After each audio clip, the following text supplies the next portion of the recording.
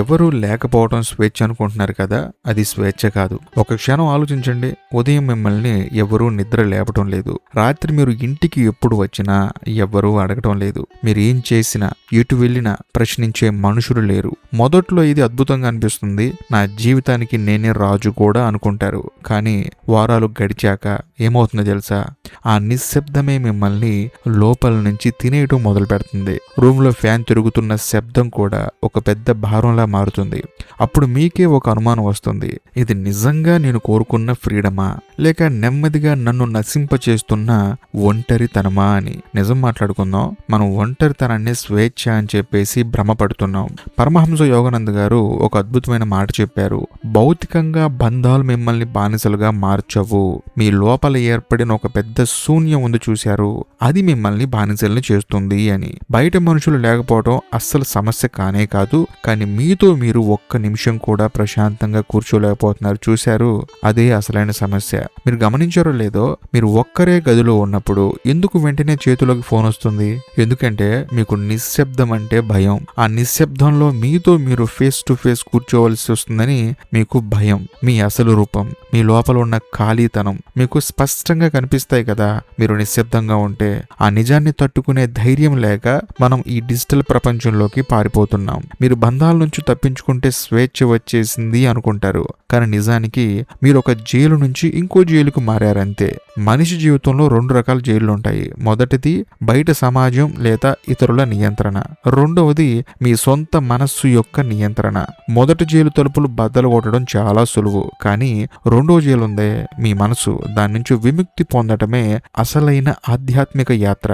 యోగానంద గారు చెప్పినట్లు మీ ఆత్మతో మీకు ఉండాల్సిన కనెక్షన్ కట్ అయినప్పుడే ఈ భయంకరమైన శూన్యత పుడుతుంది. మనం ఏమనుకుంటామంటే, నాకు ఇంకొంచెం ఎక్కువ డబ్బులు వస్తే బాగుండు, హ్యాపీగా ఉంటాను, నా లైఫ్లోకి ఒక మంచి పార్ట్నర్ వస్తే నా ఒంటరితనం పోతుంది, ఒక మంచి ఇల్లు, ఒక లగ్జరీ కారు ఉంటే లైఫ్ సెటిల్ అయిపోతుంది అని. కానీ రాసి పెట్టుకోండి, ఇవన్నీ వచ్చినా కూడా మీ లోపల ఖాళీతనం అలాగే ఉంటుంది. అంతేకాకుండా కొత్త కోరికలు పుడుతూనే ఉంటాయి. ఎందుకంటే ప్రతి కొత్త వస్తువు, ప్రతి కొత్త మనిషి మీకు కొన్ని రోజుల పాటు మాత్రమే ఆనందాన్ని ఇవ్వగలవు.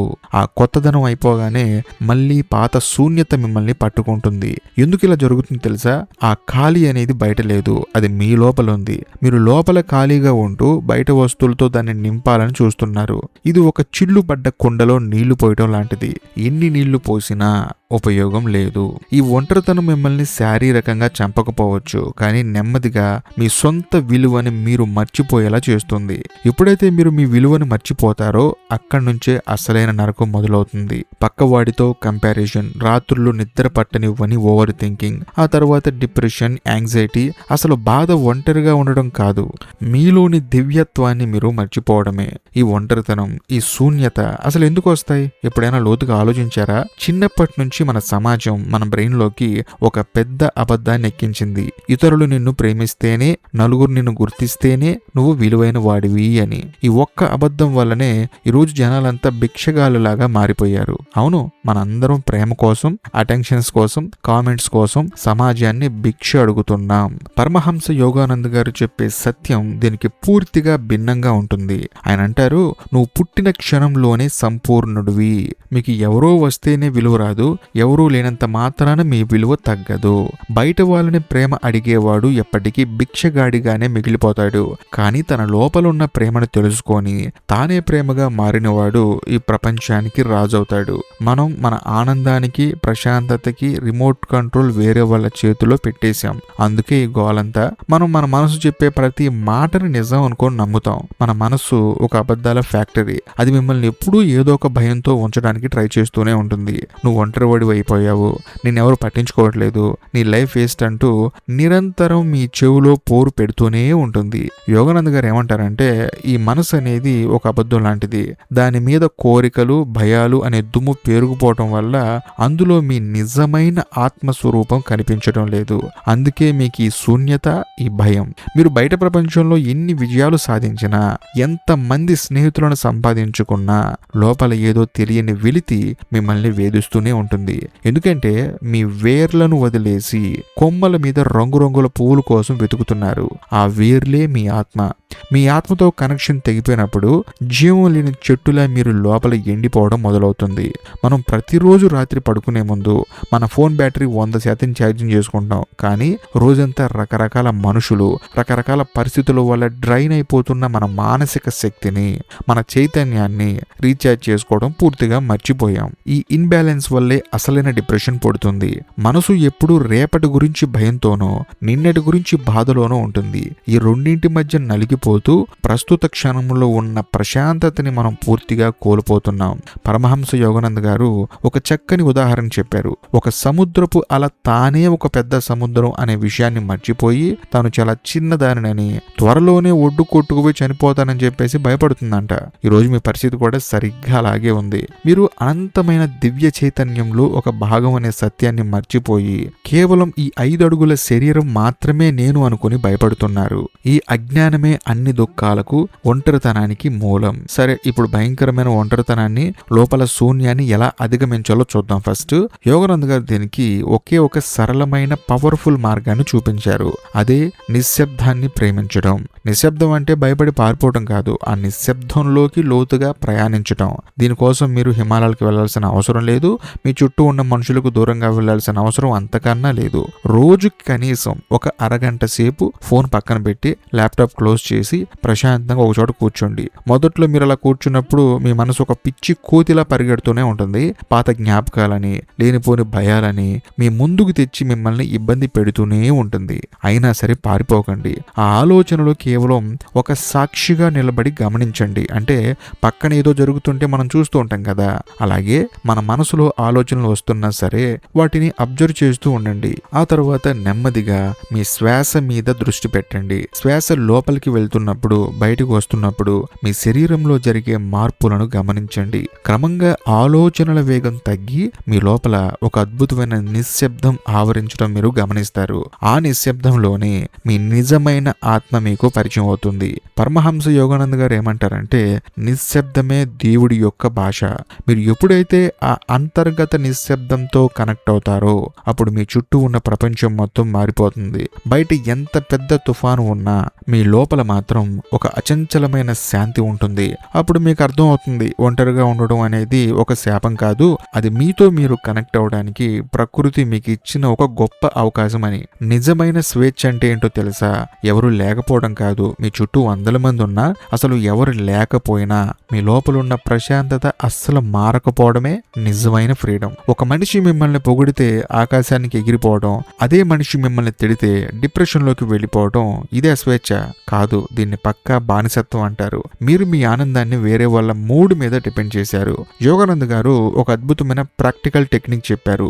రోజులో ఎప్పుడైనా మీకు విపరీతమైన ఒంటరితనం లేదా యాంగ్జైటీ అనిపించినప్పుడు మీ 2 కనుబొమ్మల మధ్య ఉండే ప్రదేశంపై, అంటే ఆజ్ఞ చక్రం లేదా థర్డ్ ఐ అంటారు కదా, దాని మీద దృష్టి పెట్టండి. కళ్ళు మూసుకొని మీ శ్వాసను గమనిస్తూ మీ లోపల ఉన్న చైతన్యాన్ని చూడటానికి ప్రయత్నించండి.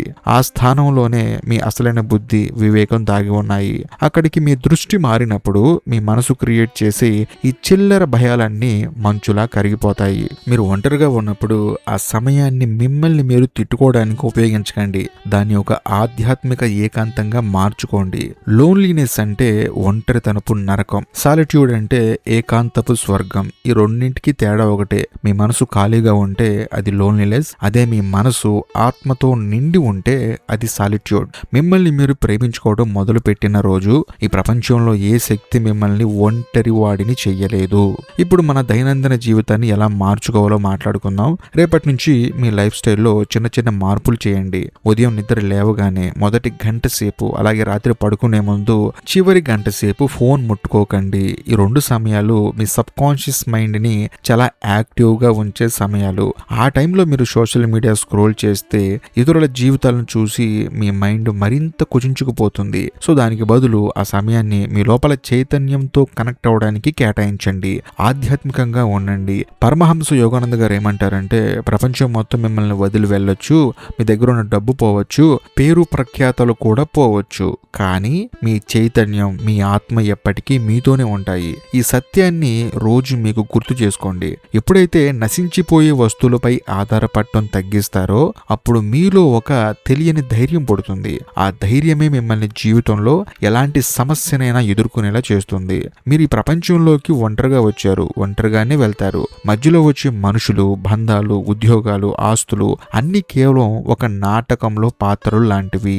నాటకం అయిపోగానే తెరపడిపోతుంది కదా, అప్పుడు మిగిలేది మీరే, మీ ఆత్మ మాత్రమే. కాబట్టి ఈ రోజు నుంచి మీ ఆత్మతో స్నేహం చేయడం మొదలు పెట్టండి.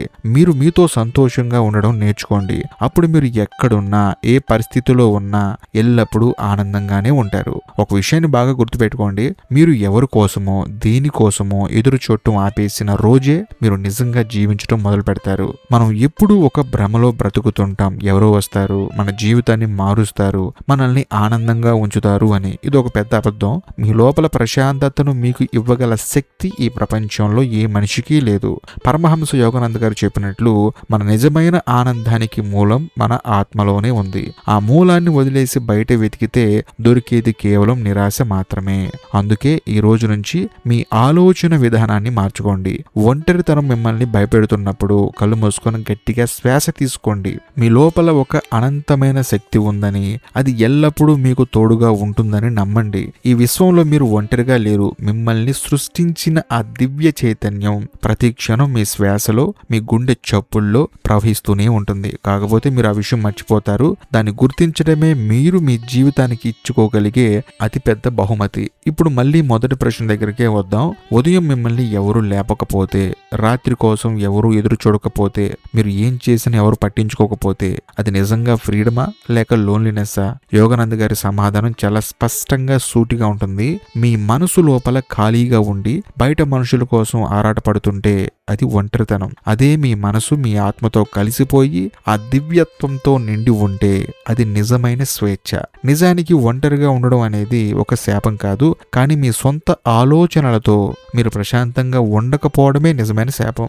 స్వేచ్ఛ అంటే ఈ సమాజం నుంచి, బాధ్యతల నుంచి పారిపోవడం కాదు, మీ మనసు సృష్టించే భయాల నుండి, కోరికల నుండి విముక్తి పొందటం. ఈ ప్రపంచం మొత్తం మిమ్మల్ని విడిచిపెట్టినా మీరు మిమ్మల్ని విడిచిపెట్టనంత కాలం మీరు ఎప్పుడూ ఒంటరి వాళ్ళు కారు. ఎందుకంటే నిజమైన తోడు ఎక్కడో బయట లేదు, అది మీ లోపల ఉన్న దివ్య చైతన్యమే.